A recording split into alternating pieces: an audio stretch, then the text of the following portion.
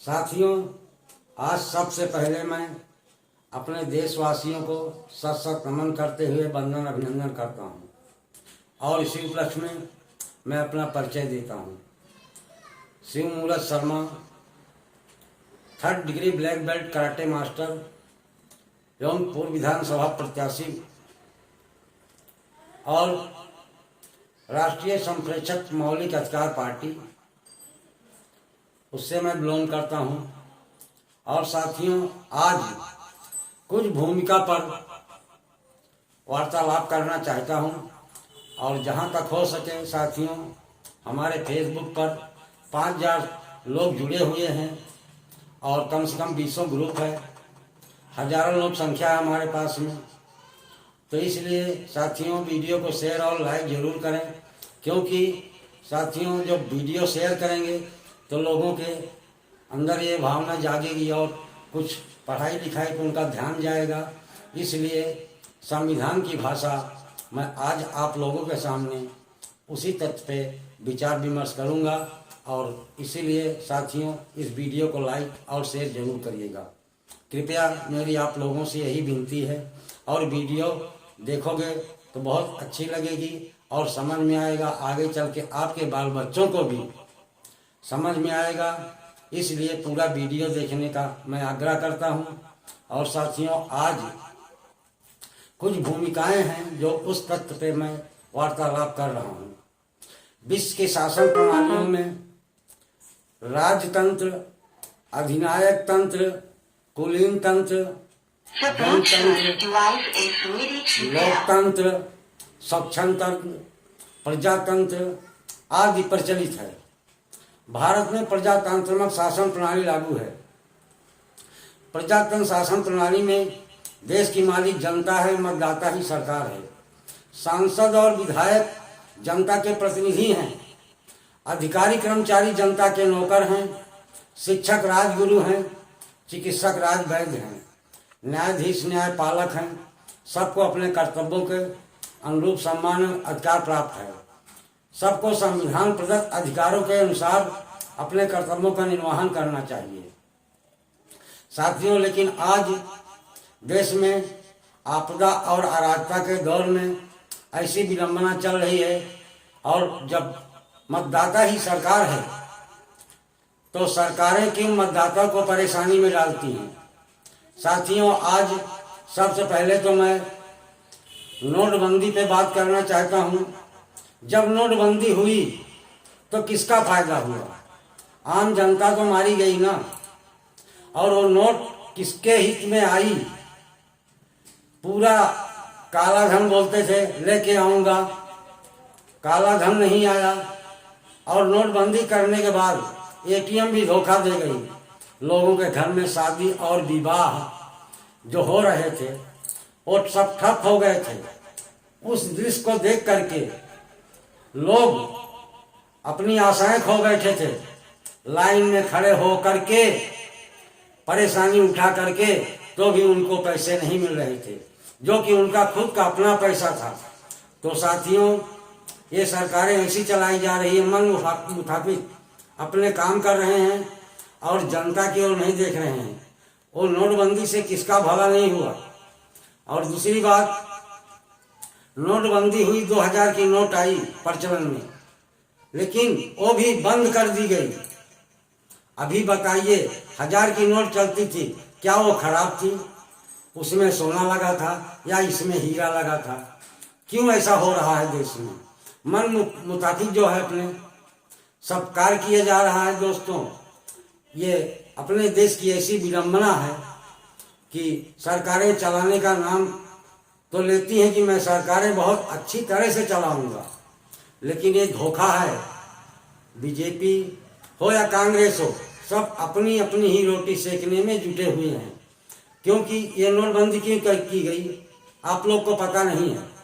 ये नोटबंदी इसलिए की गई कि आम नागरिक गुलामी के कगार पर है, अपना सर नहीं उठा सके, और जो छोटी पार्टियां हैं राज्य में उन पे असर पड़े और वो चुनाव में नहीं खड़ी हो पाए।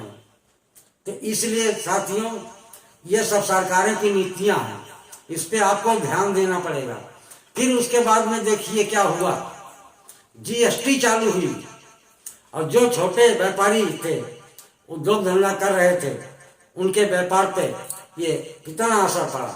तो सरकार को दृष्टि करने की आवश्यकता है, लेकिन इस पे दृष्टि नहीं होती है।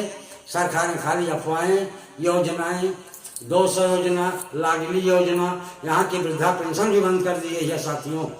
और आपसे क्या बताएं, बताना तो बहुत कुछ चाहता हूँ, लेकिन वीडियो लंबा होगा, इसलिए मैं शॉर्टकट में आपको समझाने की कोशिश करूंगा। और ये वीडियो को जहां तक हो सके फैलाने का काम करिएगा और शेयर जरूर करिएगा साथियों।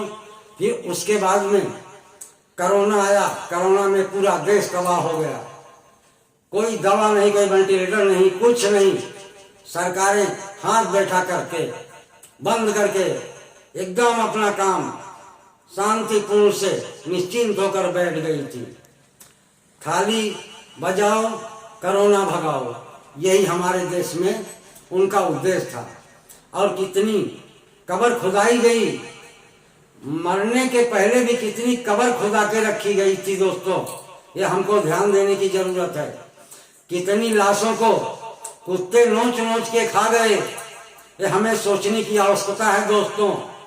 आज क्या कहूँ, आज पूरी जनता जो है 81 करोड़ भूखमरी के कगार पे चल रही है, उस पर ध्यान देने की जरूरत है। और सरकारें 200 योजना बताती हैं, लेकिन किसी को कोई योजना का लाभ नहीं मिल रहा है।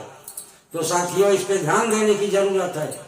और आज मैं 2019 से मौलिक अधिकार पार्टी में उसकी नीतियों पर चल करके, और हमारे माननीय जेपी शास्त्री जी देश में, शहर में, क्षेत्र में, गांव में संविधान पढ़ा करके जाते हैं और कहते हैं कि जब तक संविधान नहीं पढ़ोगे तब तक ज्ञान नहीं होगा, और कैडर कराते हैं।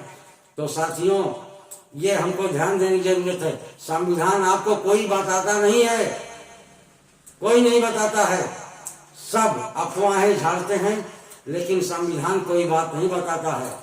और ना कोई संविधान आज तक पढ़ाने का कोशिश किया है। आज देखो, मैं किसी धर्म और जाति पे कुछ कहने की टिप्पणी नहीं करता हूं, लेकिन आज स्टेशन पर देखिए और कहीं बाजार में देखिए, महाभारत गीता बिकती है, पढ़ने के लिए दिया जाता है, लेकिन संविधान नहीं पढ़ता है, जिससे भविष्य सुधरे और बच्चे हमारे आगे बढ़े। आज नौजवान युवक भुखमरी कगार पे हैं, उनको नौकरी नहीं है, वो रेहड़ी लगा रहे हैं, वो भी लगाने में मुश्किल हो रही है। अभी सरकारें ये भी बंद कर दे रही है, छोटे मोटे मांस जो बेचते हैं, मछलियां जो बेचते हैं, उनको भी बंद करा रही है। तो और क्या किया जाए इस देश में कि हम कैसे चलें, इसको सरकार को दृष्टि करना पड़ेगा और करना ही होगा, नहीं तो मौलिक अधिकार पार्टी चुप नहीं बैठेगी। और मौलिक अधिकार पार्टी की एक ही विषय है, घोषणाएं बहुत हैं, लेकिन सबसे पहले सारी योजनाओं को बंद किया जाए, लेकिन एक योजना चालू हो, जो कि इसको कहते हैं वोटरशिप। वोटरशिप मतलब अर्थात जो मतदाता वोट देता है, हर मतदाता को 4000 रुपये हर महीना उसको उसके खाते में जाना चाहिए। और 18 साल का हो गया, चुनाव आईडी उसकी बन जाती है, उसके बाद उसको 4000 रुपया प्रति महीना देना सरकार की नियति है और देना ही चाहिए। क्योंकि जब मतदाता सरकार है तो उनको तो हक अधिकार मिलने की आवश्यकता है कि नहीं है। इसी पे मैं आप लोगों से यही कहने की आवश्यकता करता हूं कि जब देश में लोग इतने त्रस्त हैं कि आज 20 रुपया रोज पे भूखमरी कगार पे खाने को नहीं मिल रहा है, मैं और क्या कहूँ। बहुत से अध्ययन करने के बाद मैं इस नतीजे पहुंचा हूं कि आज जो ईवीएम पे सवाले उठ रहे हैं, तो ईवीएम क्यों सवाल उठे ईवीएम के? ईवीएम लोग कहते हैं बैलेट पेपर से वोटिंग हो, लेकिन मैं कहता हूं चलो ठीक है, अगर बैलेट पेपर से वोटिंग नहीं करा सकते हो तो जो ईवीएम में वीवीपैट है उसमें पर्ची निकलती है, और वो पर्ची जो है मतदाता के हाथ में जाए और वो बैलेट बॉक्स में डाला जाए, और ईवीएम जो है स्ट्रांग रूम में रखी जाए, और जो बैलेट बॉक्स है वो तहसील में रखा जाए। वहाँ स्ट्रांग रूम में रखवारी करें और यहाँ तहसील में रखवारी हो, और दोनों का मिलान हो तो तथ्यों को पकड़ में आएगा, फिर समझ में आएगा ईवीएम खराब है कि नहीं खराब है, ये संदेह के दायरे में है। इसलिए हमारी यही कोशिश है चुनाव आयोग से, और ये वीडियो शेयर करो जो कि हर लोग जाने, और वीवीपैट से जो पर्ची निकले वो बैलेट बॉक्स में जाए। हमारा यही ध्येय है। आज संविधान जनता का, आप जनता के लिए फार, जनता द्वारा वाही चलता है, लेकिन संविधान चलाने लोगों ने इसे जनता से अलग करके आप जनता से दूर फार जनप्रतिनिधि कानून खरीद फरकुआई बना दिया है। संविधान का निष्क्रिय संशोधन एवं समीक्षा जैसे कार्य प्रस्थापित वर्गों के लिए खेल तमाशा है। इसका प्रमुख कारण है जनता को संविधान की जानकारी का ना होना।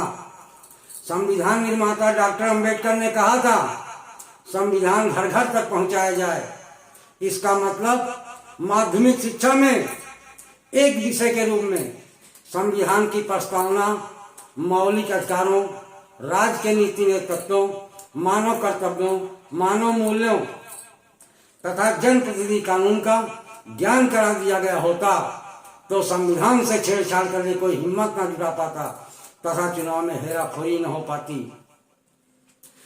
देश के शासकों को संविधान और अधिकार वंचित समाज के लिए कृत संकल्प और दृढ़ प्रतिज्ञ होना चाहिए। आज देश की ऐसी विडंबना है कि एक ही उल्लू काफी है बर्बाद गुलिस्तां करने को। अंजाम गुलिस्तां क्या होगा जब हर डाल पे उल्लू बैठा हो। इसी पे मैं अपनी वाणी को विराम देना चाहता हूँ। मौलिक अधिकार पार्टी जिंदाबाद। नमो बुद्धाय। जय भारत।